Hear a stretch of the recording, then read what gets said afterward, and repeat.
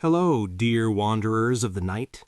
Welcome back to the Midnight Explorer, where we journey together through the quiet corridors of human curiosity, where we trace the footsteps of those who dared to ask the questions that changed everything. Tonight, as the world outside your window settles into darkness, as the stars begin their ancient watch above us, we're going to explore something remarkable. Something that exists all around you right now, passing through your walls, through your body, through the very atoms that make up everything you've ever touched or loved. And yet, you cannot see it. You cannot feel it. You cannot hold it in your hands.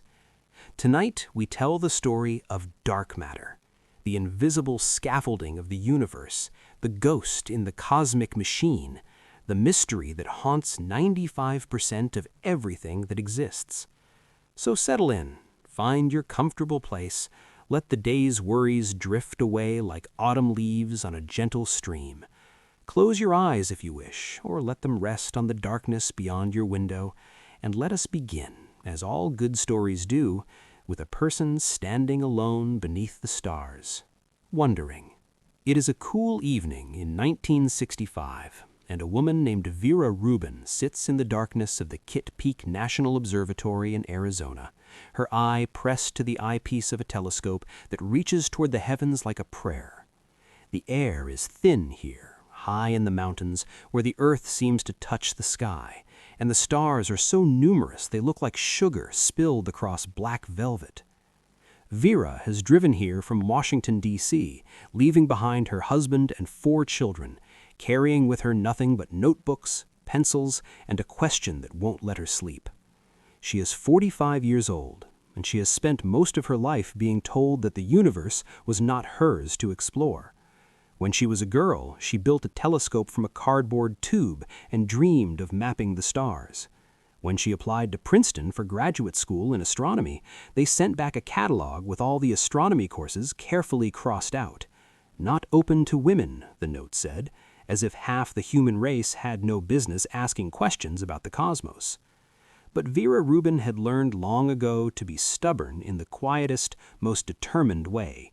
She had earned her doctorate elsewhere. She had married a man who believed in her. She had raised her children and pursued her questions, working in borrowed time, in spaces between, like a gardener tending flowers in the cracks of stone. And now, here she sits, doing something that might seem unremarkable to the casual observer.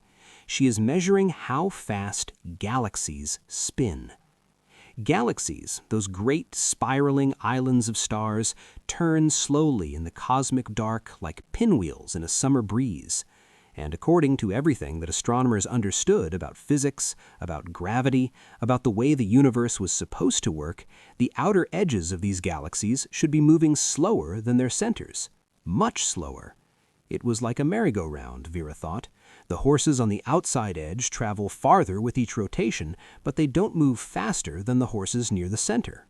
Or like the solar system itself. Mercury, closest to the sun, orbits swiftly, while distant Neptune crawls through its cosmic circuit, taking 165 Earth years to complete one lap. This was the law. This was how things worked. But as Vera Rubin pointed her telescope at galaxy after galaxy, measuring the motion of stars at different distances from each galactic center, she found something that made her check her instruments again and again, certain she must be making a mistake. The stars at the edge of galaxies were moving just as fast as the stars near the center, sometimes faster. It made no sense. It violated everything they knew about gravity, about orbital mechanics, about the universe itself. It was as if she had discovered that the horses on the outside of a merry-go-round were galloping at the same speed as those near the center, with no additional force pushing them, no explanation for their impossible velocity. Vera spent night after night confirming what she was seeing. She measured galaxy after galaxy, dozens, then hundreds. Always the same result. The outer stars were moving too fast, far too fast. According to the mathematics, according to Newton's laws of motion and universal gravitation, those stars should have been flung out into the void long ago, like children thrown from a spinning playground roundabout. Galaxies should have torn themselves apart billions of years ago, their stars scattered like dandelion seeds in a cosmic wind. But they hadn't. The galaxies remained intact, spinning serenely in the darkness, held together by something Vera couldn't see. In her careful, methodical notes, Vera Rubin wrote down the measurements. She made her charts. She checked her mathematics over and over, looking for the error that would make this impossible observation make sense. There was no error. Something was holding these galaxies together. Something with tremendous gravitational force. Something that contained far more mass than all the visible stars combined. Something invisible. As dawn began to lighten the sky over Kitt Peak and Vera Rubin drove back down the mountain road with her notebooks full of impossible observations, she carried with her the first clear evidence that the universe was far stranger than anyone had imagined, that most of what exists unseen, that the universe we think we know, the stars and planets and glowing nebulae captured in our telescopes, might be nothing more than a thin luminous foam floating on an ocean of darkness. She had discovered dark matter. Well, not quite. She had discovered the evidence for it, the smoking gun that pointed to its existence. But the truth is, the story of dark matter doesn't begin with Vera Rubin, though her name will forever be woven into it. The story begins earlier, much earlier, with other astronomers who glimpsed this mystery and turned away, uncertain what they were seeing. The story begins with questions asked in languages Vera would never speak in decades before she was born, by men who lacked the tools to pursue what they had glimpsed. The story of dark matter is, like all great stories, a story about seeing what others have missed, about looking at the familiar and recognizing the strange, about learning that the universe is under no obligation to match our expectations. Let us travel back in time now, back before Vera Rubin, back to 1933, to a cloudy afternoon in Zurich, Switzerland, where a man with wild hair and wilder theories sits in his office at the Swiss Federal Institute of Technology, staring at a problem that refuses to be solved. His name is Fritz Zwicky, and if you had met him, you would likely have found him difficult, abrasive, brilliant, and absolutely certain of his own genius. He was the sort of man who called his colleagues spherical bastards. Bastards no matter which way you looked at them, he would explain with a grim smile. He was not interested in making friends. He was interested in truth, in understanding, in solving the puzzles that the universe laid before him like a chess grandmaster testing a young opponent. And right now, the puzzle before him concerned a cluster of galaxies called Coma Berenices, named after the constellation where it appeared in the sky. The Coma cluster, as it was commonly called, was a swarm of more than 1,000 galaxies, all bound together by gravity in a cosmic dance that had been going on for billions of years. Fritz Zwicky had been measuring how fast these galaxies were moving within their cluster, zipping past each other like bees in a hive, and what he found troubled him deeply. They were moving too fast, much, much too fast. When you have a group of objects held together by gravity, whether it's planets orbiting a sun or galaxies swirling in a cluster, there's a delicate balance at play.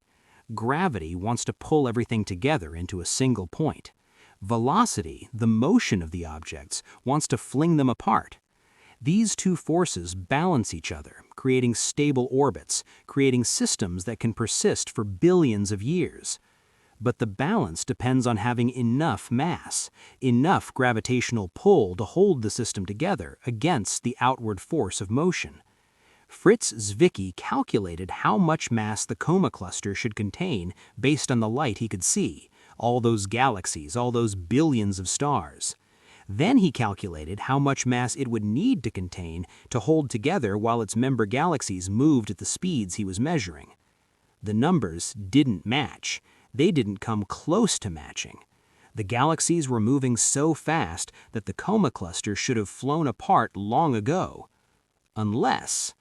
Unless there was more mass there, much more mass, mass that he couldn't see. Fritz Zwicky sat at his desk and did something remarkable. He took his observations seriously. Rather than assuming he must be wrong, rather than deciding his instruments must be faulty or his mathematics mistaken, he followed the logic where it led him. He proposed that the universe must be filled with what he called dunkel materia, dark matter in English, matter that didn't shine, matter that didn't interact with light in any way that made it visible to telescopes, matter that exerted gravitational force and nothing else that could be observed. According to his calculations, this dark matter must outnumber visible matter by a ratio of at least 400 to 1 in the Coma cluster. For every star, for every galaxy you could see, there must be 400 times more mass hiding in the darkness, silent and invisible, holding everything together through gravity alone. It was an extraordinary claim, revolutionary, the kind of idea that could reshape humanity's understanding of the cosmos. The astronomical community, by and large, ignored it. Not out of malice, perhaps, not out of conspiracy, but out of something more subtle and more human, the reluctance to accept that everything we thought we understood might be wrong, the comfort of familiar ideas, the weight of consensus. Fritz Zwicky's proposal was too strange, too radical. Surely, they thought, there must be another explanation. Perhaps his measurements were off. Perhaps there was some error in his calculations, some misunderstanding of how gravity worked on such enormous scales. Perhaps the Coma cluster was simply an anomaly, a cosmic oddball that didn't represent the broader universe. And so the idea of dark matter was filed away, mentioned occasionally in papers and textbooks as Zwicky's hypothesis, but not pursued with any urgency, not tested, not investigated deeply. The astronomical community moved on to other questions, more comfortable questions, questions whose answers wouldn't require rewriting everything they knew about the universe. Fritz Zwicky, that difficult, brilliant, spherical bastard of a man, continued his work in other areas, making profound contributions to our understanding of supernovae and neutron stars. But his dark matter remained in the shadows, waiting for someone else to find it again. Waiting for Vera Rubin 30 decades later, with her careful measurements and her stubborn refusal to dismiss what her observations were telling her. But let us pause here in our story, dear listeners, and ask ourselves a question that might seem simple, but is actually quite profound. What is matter? You know matter. You live in a body made of matter. You sit on furniture made of matter. You breathe air that is matter in its gaseous form. Matter is the stuff of existence, the substance of the physical world. But what makes matter matter? The ancient Greeks believed that everything was made of 4 elements: earth, water, air, and fire. Different combinations of these elements produced all the variety of the physical world. It was elegant, simple, wrong, but beautifully wrong in the way that many of our early attempts to understand the universe are beautifully wrong. As the centuries passed, as methods of inquiry became more sophisticated, humanity began to understand matter in new ways. We learned about atoms, tiny, indivisible particles that combined in countless ways to create all the substances in existence. The word atom comes from the Greek atomos, meaning uncuttable, because the ancient philosophers who first conceived of them believed they could not be divided further. They were wrong about that too, but wonderfully wrong. We learned that atoms themselves are made of smaller things, protons and neutrons clustered in a nucleus, with electrons dancing in orbital clouds around them. We learned that these particles have properties like mass and charge. We learned that the forces between them, electromagnetic force, the strong nuclear force, the weak nuclear force, create all the structures of chemistry, of biology, of everything we see and touch. And here's something remarkable to consider. Even these tiny particles, these fundamental constituents of matter, are mostly empty space. If you could enlarge an atom to the size of a football stadium, the nucleus would be about the size of a pea at the center of the field, and the electrons would be tiny specks near the outer walls. Everything in between would be nothing, void, emptiness. You are mostly empty space. Your body, which feels so solid, so substantial, is actually a cloud of particles separated by distances that are enormous relative to their own size, held together by forces you cannot see or feel directly. This is one of the great paradoxes of existence. The physical world that seems so solid and real is actually a shimmering web of forces and tiny particles surrounded by nothing. But at least we can see this matter, detect it, measure it. We can shine light on atoms and watch how they absorb and emit photons. We can build great machines that smash particles together and catalog the debris. We can use spectroscopies to analyze the chemical composition of stars millions of light years away. But at least we can see this matter, detect it, measure it. We can shine light on atoms and watch how they absorb and emit photons. We can build great machines that smash particles together and catalog the debris. We can use spectroscopies to analyze the chemical composition of stars millions of light years away. Matter, even when it's too small to see with our eyes, leaves traces. It interacts with light. It participates in the electromagnetic dance that makes vision possible, that makes chemistry possible, that makes life possible. Dark matter does none of these things. Dark matter, whatever it is, passes through ordinary matter like a ghost through walls. It doesn't absorb light, it doesn't emit light, it doesn't reflect light. It only does one thing that we can detect. It exerts gravitational force. It has mass, but that mass is silent, invisible, intangible in every way except one. It pulls. It bends space and time around itself, as all mass does, creating the gentle dimples in the fabric of space-time that we call gravity. And that's how we know it's there, not by seeing it, but by seeing what it does, by watching galaxies rotate too fast, by measuring the gravitational lensing of distant starlight, by observing the large-scale structure of the universe and realizing that visible matter alone cannot explain the patterns we see. Dark matter is like the wind. You cannot see the wind itself, only the way it moves the leaves, the way it bends grass, the way it carries seeds and scents across distances. You know the wind by its effects. We know dark matter by its effects, and those effects tell us that it is everywhere, that it surrounds every galaxy like a vast invisible halo, that it forms the scaffolding upon which all visible structure in the universe was built. But we're getting ahead of ourselves. Let's return to our story, to the slow, painstaking process by which this understanding emerged from observations, from questions, from the stubborn curiosity of people who refused to accept easy answers. After Vera Rubin's work in the 1970s, something shifted in the astronomical community. What Fritz Zwicky had proposed decades earlier, what Vera Rubin had confirmed with meticulous observation, could no longer be easily dismissed. The evidence was too clear, too consistent, too reproducible. Astronomers began to look for dark matter everywhere, and everywhere they looked, they found evidence of it. They studied galaxy clusters and found that the hot gas between galaxies moved too fast to be contained by the visible mass alone. They mapped the motions of satellite galaxies orbiting larger galaxies and found that those motions implied enormous halos of invisible mass. They examined the gravitational lensing of distant galaxies, the way that light from far-off objects bends when it passes near massive structures, and found that the amount of bending required far more mass than could be accounted for by visible matter. Perhaps most remarkably, they began to understand that dark matter wasn't just a curiosity, an anomaly, a strange feature of certain galaxies. Dark matter, it became clear, was fundamental to the structure of the universe itself. Let me tell you how they figured this out, because it's a beautiful piece of detective work, a story of how scientists built up a picture of something invisible by studying the consequences of its existence.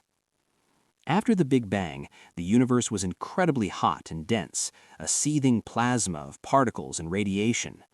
As the universe expanded and cooled, tiny variations in density became to matter.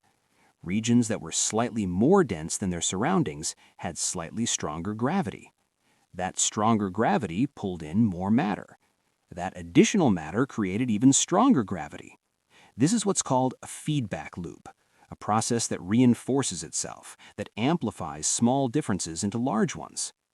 Over hundreds of millions of years, these dense regions collapsed into the first stars, the first galaxies.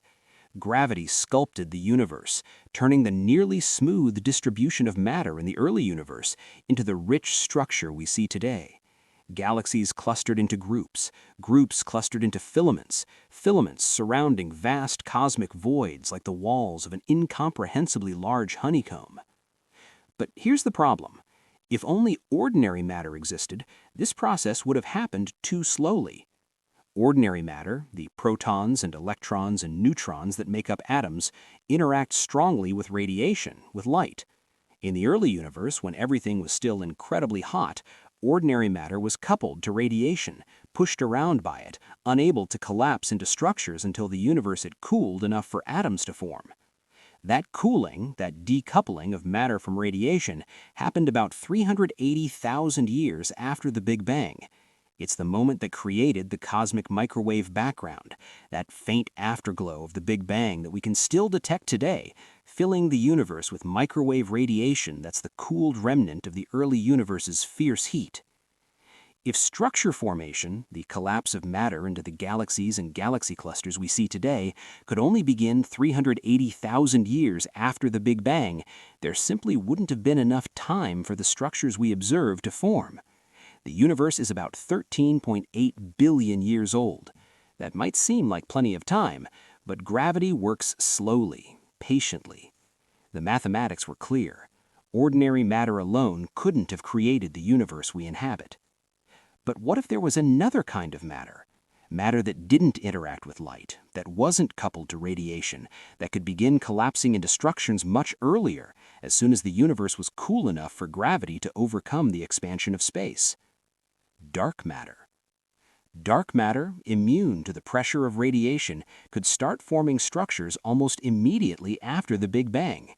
By the time ordinary matter decoupled from radiation 380,000 years later, dark matter would have already created gravitational wells, dense regions where ordinary matter could fall and collect like water gathering in a bowl. Dark matter would have formed the scaffolding, the invisible framework, and ordinary matter would have followed, lighting up that framework with stars and galaxies like holiday lights strung along invisible wires. This wasn't just speculation.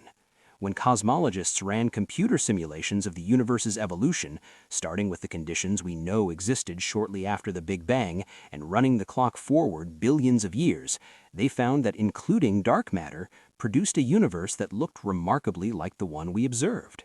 The distribution of galaxies, the size of galaxy clusters, the vast cosmic web of filaments and voids, all of it matched observations. Without dark matter in the simulations, the universe looked wrong. Galaxies were too small, too sparse, too young. Structure took too long to form. With dark matter, everything clicked into place.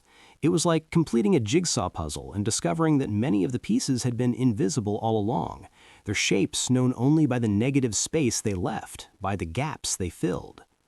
So by the late 20th century, astronomers had convinced themselves that dark matter existed. The evidence was overwhelming, consistent, and came from multiple independent lines of inquiry. The universe required dark matter to make sense, the way a story requires characters whose actions, though not always visible, drive the plot forward. But knowing that something exists and knowing what it is are very different problems. What is dark matter made of?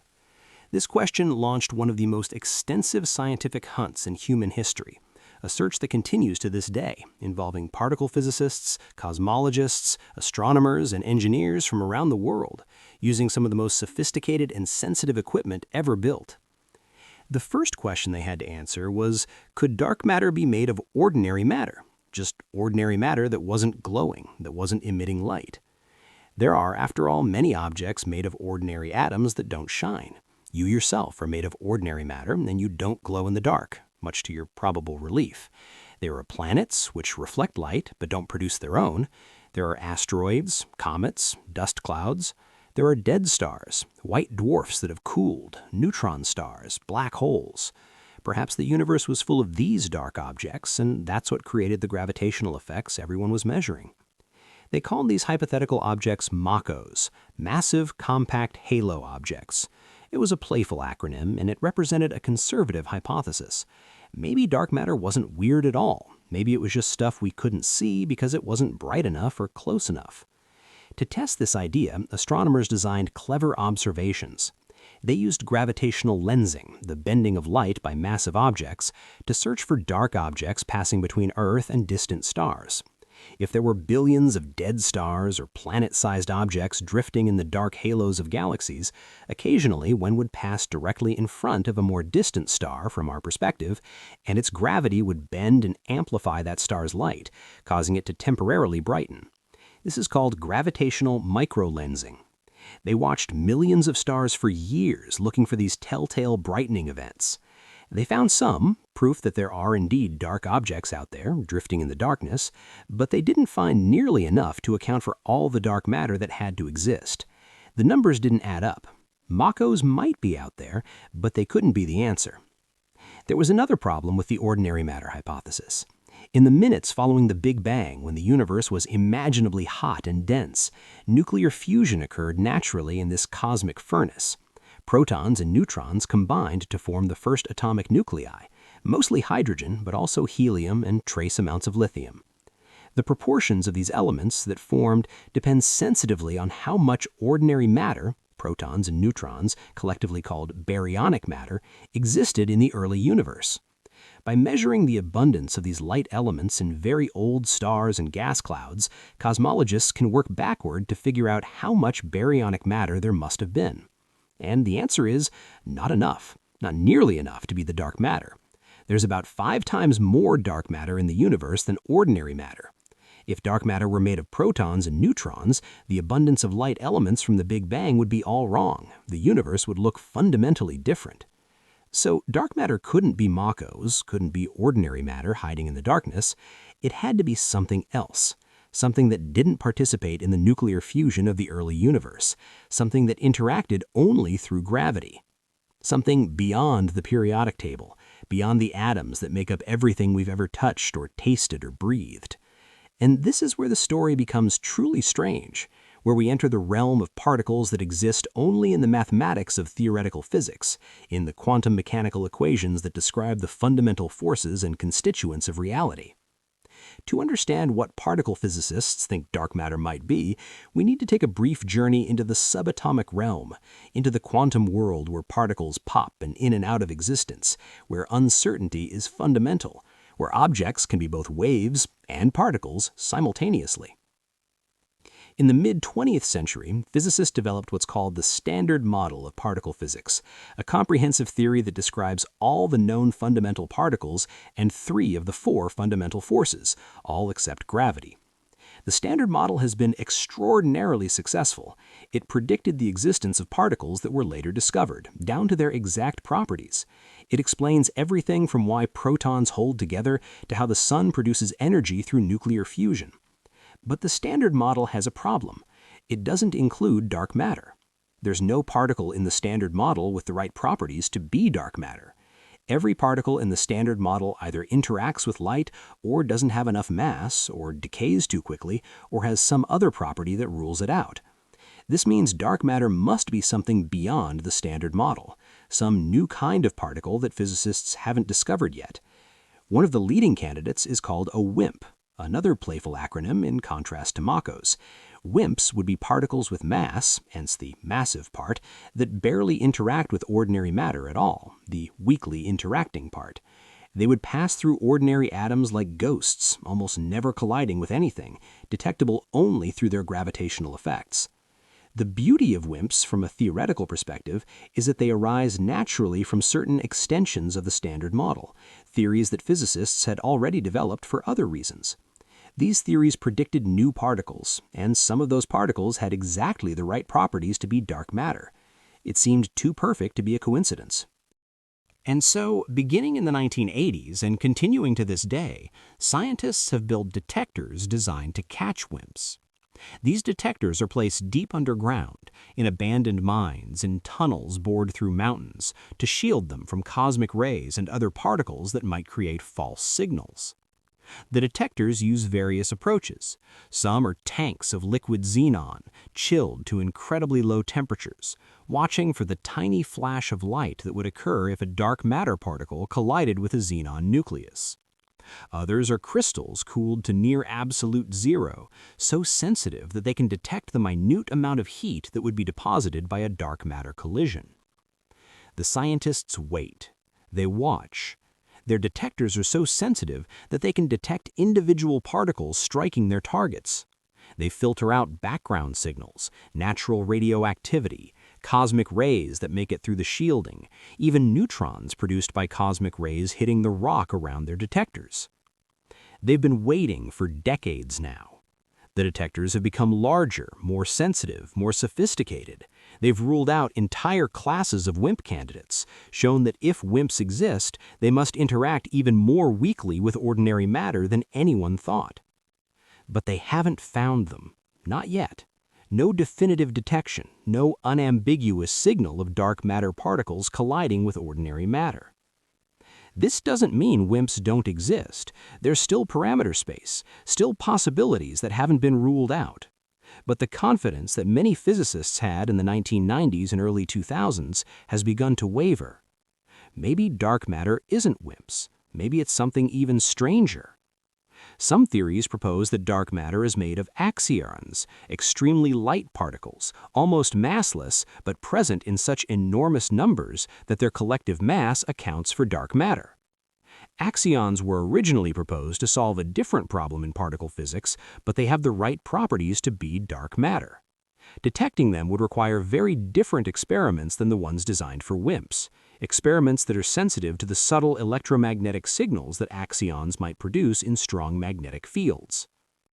Other theories suggest dark matter might be primordial black holes, not black holes formed from the collapse of stars, but tiny black holes that formed in the extreme conditions of the early universe.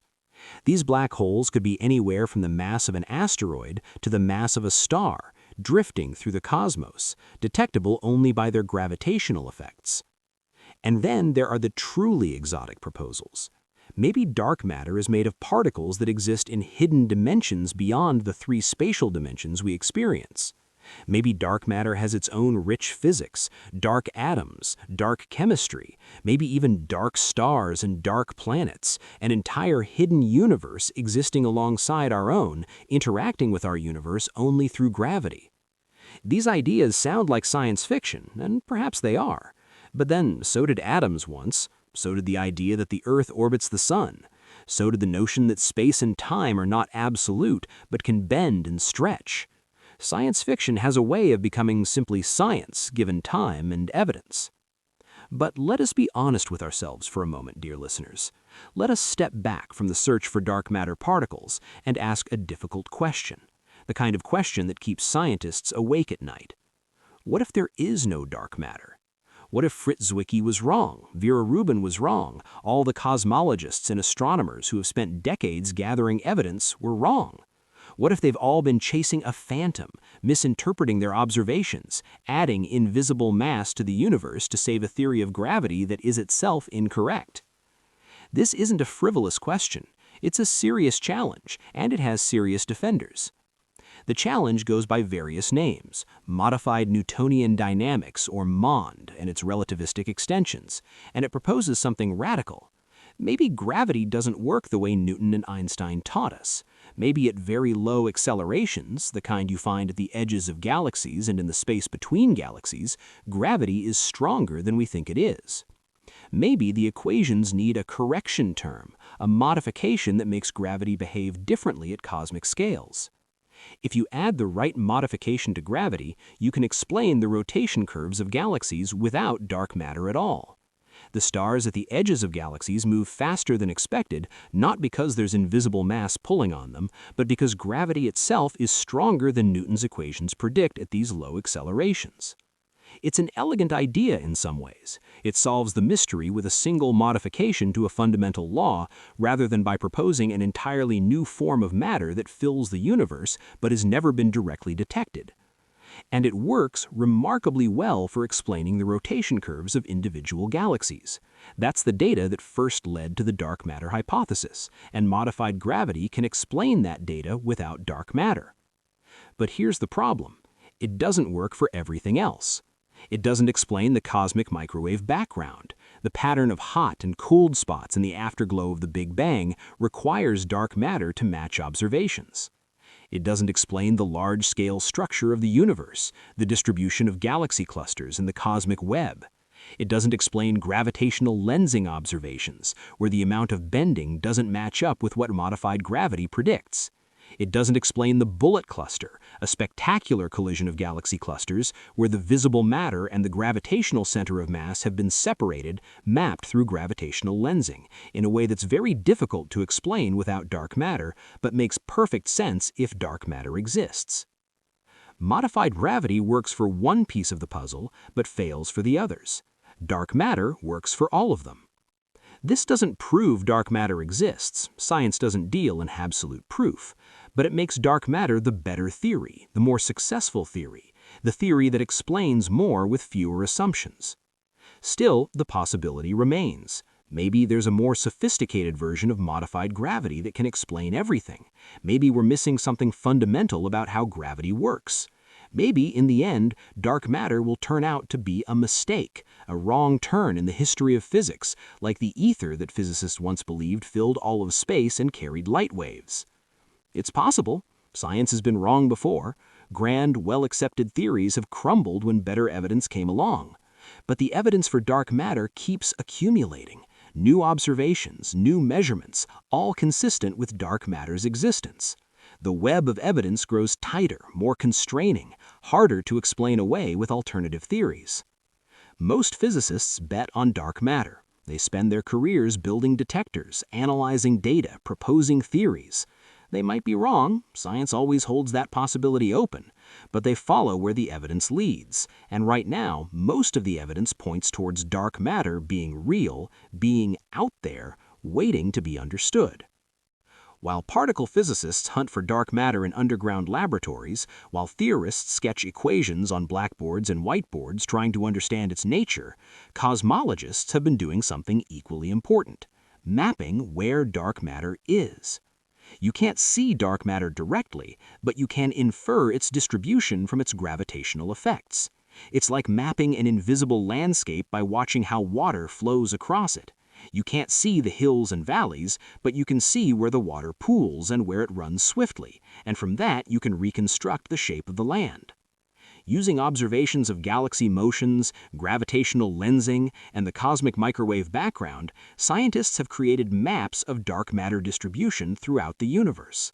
And what these maps reveal is breathtaking. Dark matter forms enormous filaments stretching across hundreds of millions of light years, connecting galaxy clusters like thick cosmic cables. These filaments surround vast voids, regions with very little matter of any kind, neither dark nor ordinary. The structure looks like a cosmic web, or like the neural structure of a brain, or like foam with dense regions surrounding empty bubbles. Every visible galaxy sits in a halo of dark matter, a roughly spherical cloud of visible mass that extends far beyond the visible galaxy, sometimes 10 times farther than the star's reach. These halos are crucial. Without them, galaxies couldn't have formed at all. The dark matter halos formed first, their gravity creating the gravitational wells that ordinary matter fell into, condensing into stars and galaxies. In this sense, galaxies are just the visible decoration on structures made of dark matter. We are the minority, the unusual stuff, the matter that happens to interact with light and therefore announces its presence. Dark matter is the majority, the foundation, the scaffolding that holds everything together. Our own Milky Way galaxy sits in a dark matter halo with a mass of perhaps 1 trillion suns, most of it dark matter, with only a few % being the ordinary matter of stars and gas and planets. Right now, as you sit reading this or listening to this, dark matter particles are streaming through you, through the Earth, moving at hundreds of kilometers per second. Billions of them pass through your body every second, passing through you as if you weren't there at all, as if you were the ghost and they were the solid reality. It's a strange thought, isn't it? You are porous to dark matter. It flows through you constantly, a river of invisible particles that doesn't even notice you're there. You are an island of ordinary matter in an ocean of dark matter, and the ocean doesn't break against your shores. It simply passes through them.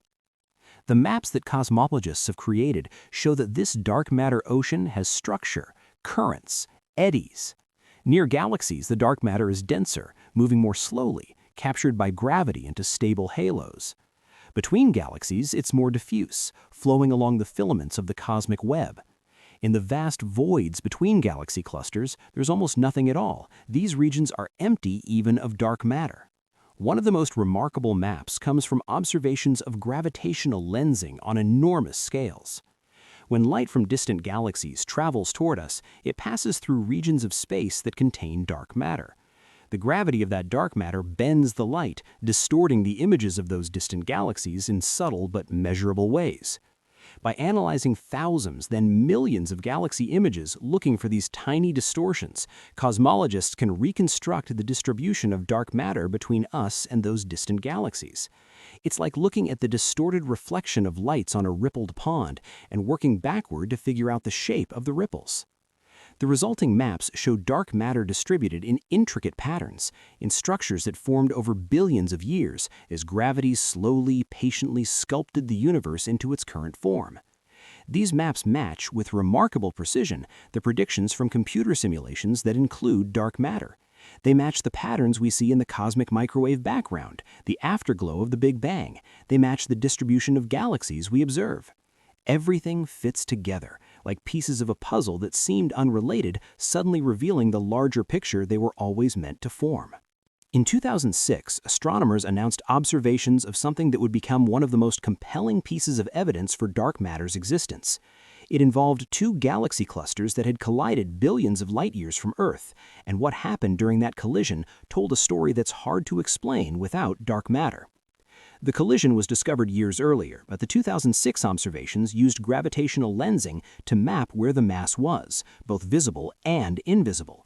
What they found was extraordinary. Galaxy clusters, you should understand, are among the largest structures in the universe bound by gravity. They contain hundreds or thousands of galaxies, but most of their ordinary matter isn't in stars at all. It's in hot gas that fills the space between galaxies, heated to millions of degrees by the gravitational energy of the cluster itself. This gas is so hot, it emits X-rays, which telescopes can detect. When two galaxy clusters collide, a slow-motion crash that takes millions of years, the galaxies themselves mostly pass through each other like ghosts. Galaxies are mostly empty space, remember. The stars are so far apart that even in a collision of galaxy clusters, direct stellar collisions are extraordinarily rare. But the hot gas between galaxies is different. When two gas clouds meet, they collide, they interact, they slow each other down through friction and electromagnetic forces. The gas from one cluster crashes into the gas from the other cluster, like two weather systems meeting, creating shock waves, turbulence, heating the gas to even higher temperatures. So after the collision, you'd expect to find the galaxies ahead of the gas. The galaxies passed through, the gas got slowed down. And that's exactly what observations showed. The galaxies from both clusters had passed through the collision site and were separating on the other side. The hot gas, visible in X-ray observations, was concentrated at the collision site where the two gas clouds had crashed into each other. But here's what made this observation remarkable. When they used gravitational lensing to map where the mass was, the stuff actually bending space-time and affecting the path of light, they found that most of the mass was with the galaxies, not with the gas. Think about what this means. The hot gas contains most of the ordinary matter in galaxy clusters, far more mass than all the stars in all the galaxies, but the gravitational center of mass wasn't where the hot gas was. The gravity map showed two distinct peaks, each centered on one of the separating groups of galaxies, far from the hot gas at the collision site. If you tried to explain this with modified gravity instead of dark matter, you'd have a problem. Modified gravity says there's no dark matter. The gravitational effects come from the ordinary matter, just with gravity working differently at low accelerations. But in the bullet cluster, as this collision came to be called, the gravity was where the ordinary matter wasn't. The center of gravitational mass had separated from the center of ordinary matter mass. With dark matter, the observation makes perfect sense. Galaxy clusters are mostly dark matter, about 85% dark matter, 15% ordinary matter. During the collision, the dark matter, which only interacts through gravity, passed right through like the galaxies did. It doesn't collide with itself, or does so only extremely weakly, so it sailed through the collision site and kept going with the galaxies. The ordinary matter, in the form of hot gas, collided and got stuck in the middle.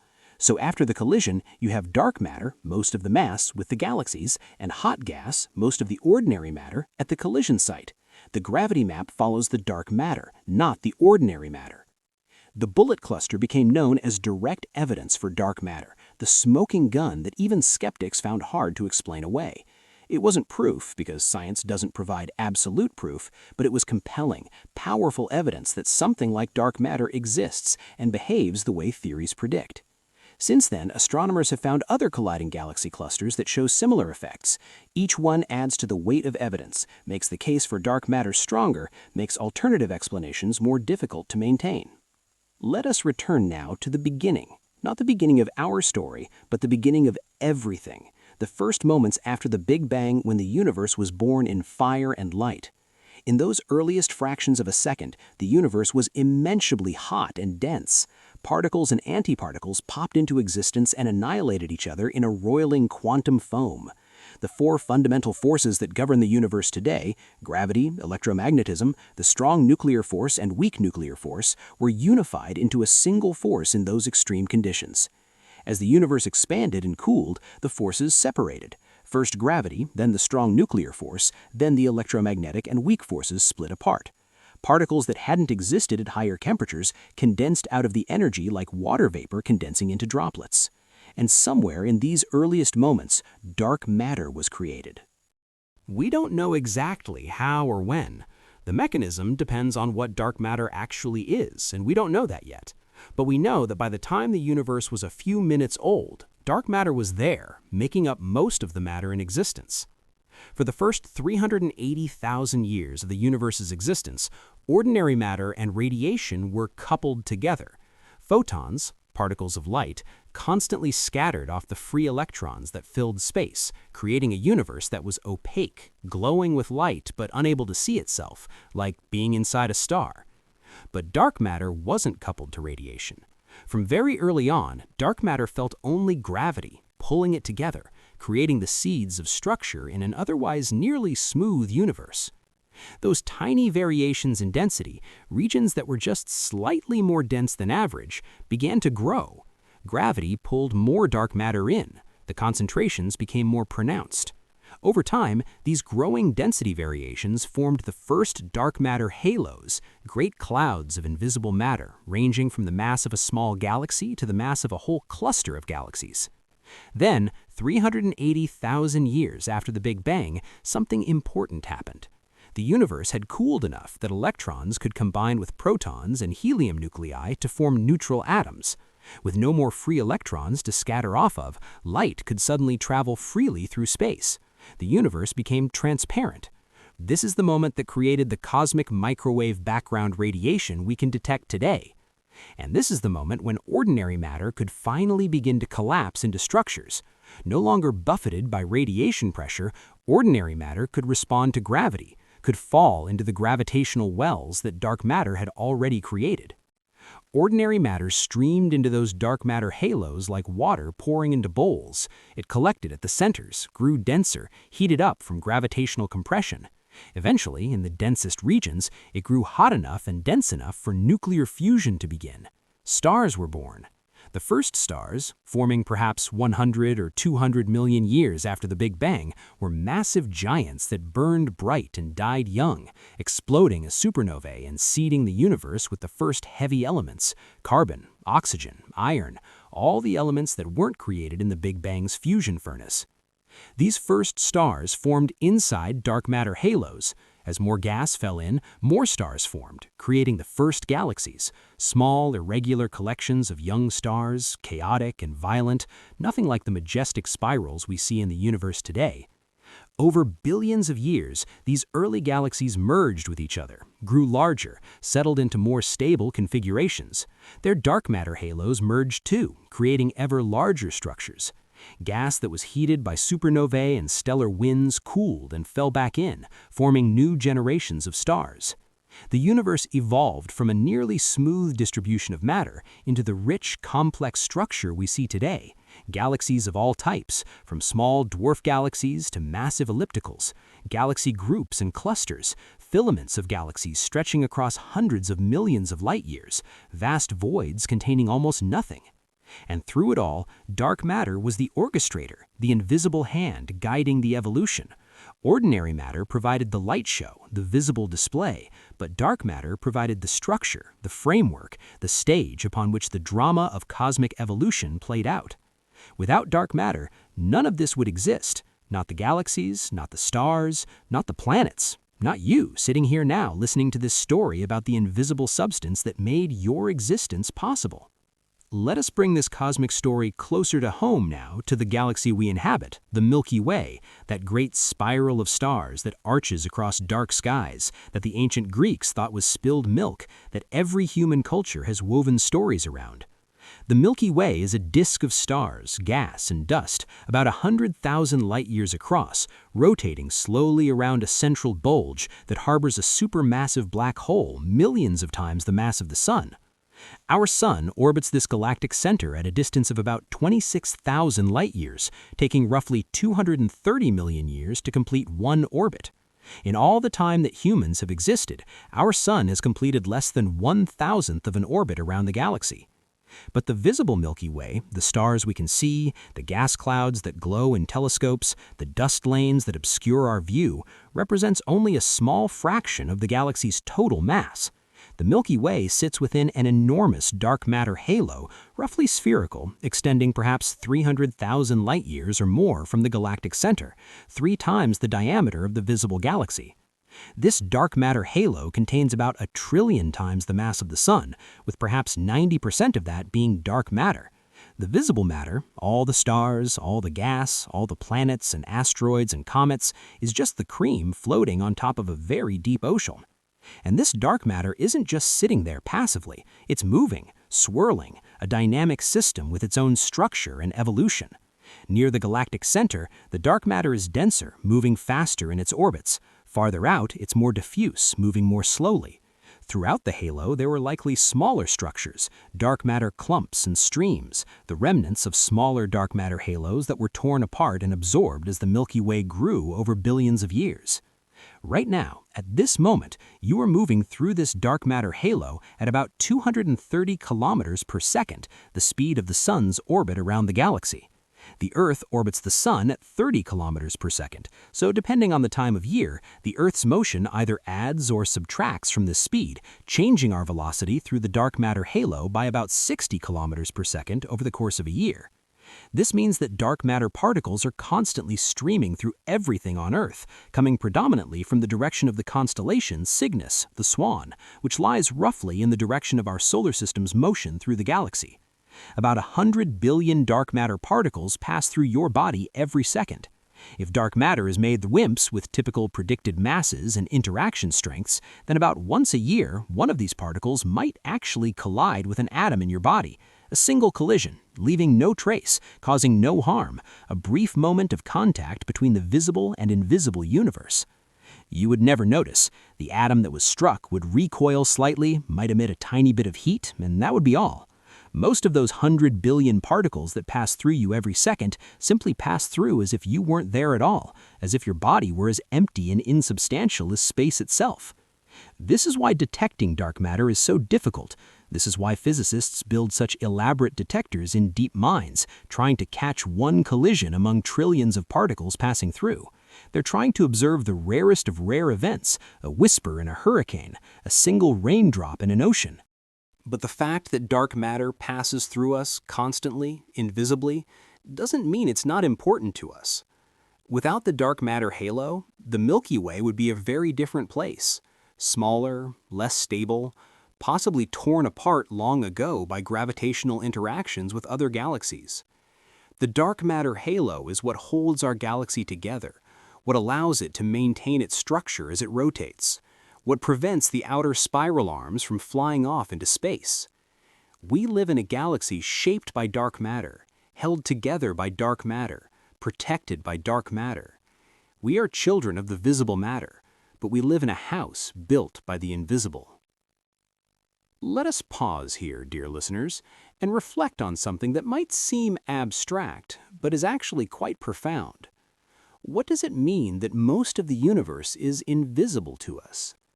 Throughout human history, we have defined reality by what we can sense. We trust our eyes, our ears, our touch. The world is what we can see and feel and measure directly.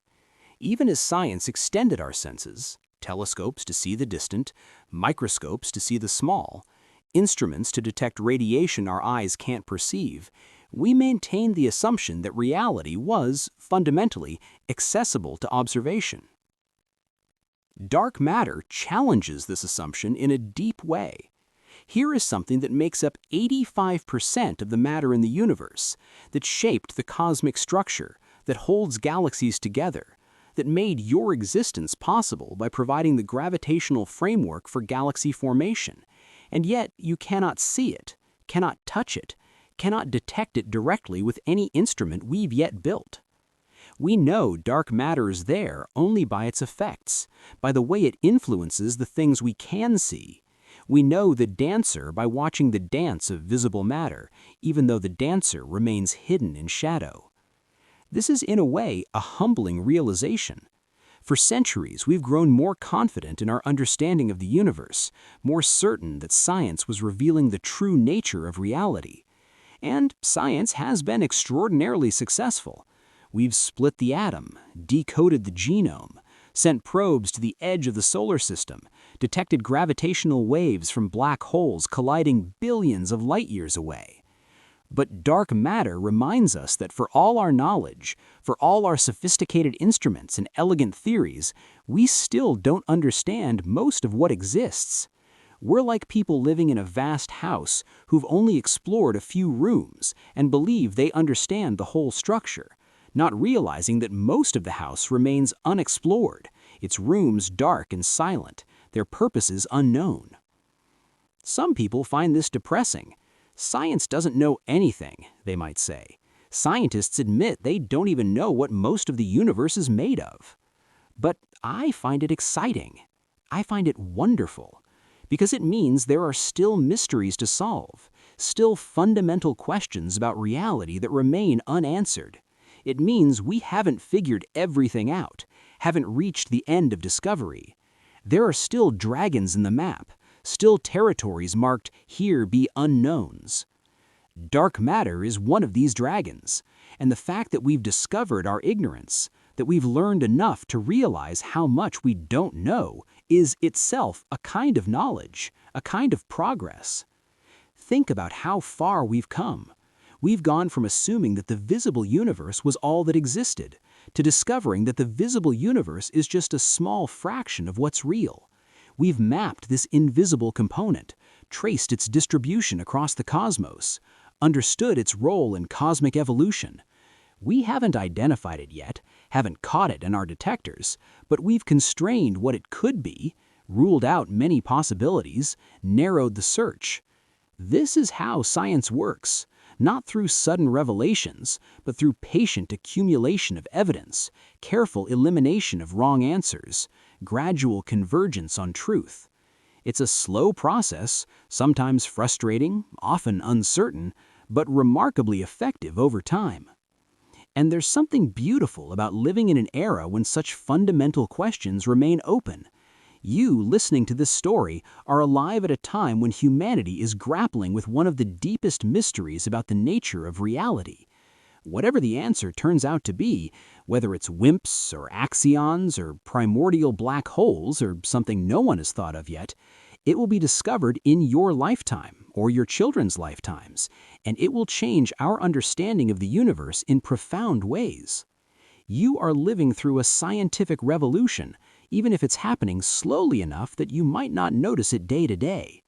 The story of dark matter is still being written, and you're here to witness it. But we must speak of something else now, something even more mysterious than dark matter, if you can imagine such a thing. Because as strange as it is to discover that 85% of the matter in the universe is invisible, that revelation turned out to be only the beginning. In 1998, Two teams of astronomers studying distant supernovae made a discovery that shocked the scientific community and earned them the Nobel Prize in Physics. They had been measuring how the expansion of the universe was slowing down over time, because of course it must be slowing down. The Big Bang had set the universe expanding, but gravity should be slowing that expansion, like a ball thrown into the air that slows as it rises, pulled back by Earth's gravity. Except that's not what they found. The universe's expansion wasn't slowing down, it was accelerating. This shouldn't be possible. Gravity is always attractive. It pulls things together, slows expansion. There's nothing in the equations of general relativity, nothing in our understanding of physics that should cause the expansion to accelerate. And yet, it was accelerating. The distant supernovae, which serve as standard candles, objects whose intrinsic brightness is known, allowing their distance to be calculated from how bright they appear, were farther away than they should be if the expansion had been constant or slowing. They were farther away, which meant the expansion had accelerated, carrying them to greater distances than expected. Something was pushing the universe apart, some form of energy that permeates all space, driving galaxies away from each other at an ever-increasing rate. They called it dark energy, though dark in this case means unknown rather than not luminous. And here's the thing that makes this even more extraordinary. Dark energy appears to make up 68% of the total energy content of the universe. Dark matter is about 27%. Ordinary matter, everything we've ever seen or touched, all the atoms in all the stars and planets and gas clouds, makes up only about 5%. Let me say that again because it bears repeating. Everything we understand, everything in the periodic table, everything we've built and studied and based our physics on represents 5% of what exists. 5%. The visible, tangible universe is a tiny minority in a cosmos dominated by things we don't understand. Dark matter and dark energy are different things, despite their similar names. Dark matter is stuff. It has mass. It clumps together. It creates gravity. Dark energy is more like a property of space itself, uniform everywhere, constant over time as far as we can tell, creating a kind of anti-gravity that pushes things apart. Together, dark matter and dark energy dominate the universe. Dark matter shapes structure, pulls things together, makes galaxies and galaxy clusters. Dark energy works against this, driving cosmic expansion, eventually pulling galaxy clusters apart, pushing everything towards a future where galaxies become isolated islands in an ever-expanding sea of space. They might not even realize that the universe is larger than what they can see. They might think their local group is all that exists, surrounded by infinite darkness. The universe will hide most of itself from them, secrets locked away behind an ever-expanding curtain of space. Unless, of course, they find records left by earlier civilizations, by us perhaps, explaining what we could see in our era, how the universe used to look before dark energy drove everything apart. They might read about galaxies that no longer exist in their observable universe, about a cosmic microwave background that by then will have been stretched to wavelengths too long to detect, about an era when the cosmos was younger and less empty. This is the universe we inhabit, one dominated by dark matter and dark energy, mysterious components that shape everything but remain themselves unexplained. We are visitors in a universe we don't yet understand, piecing together clues, building theories, slowly expanding the territory of the known.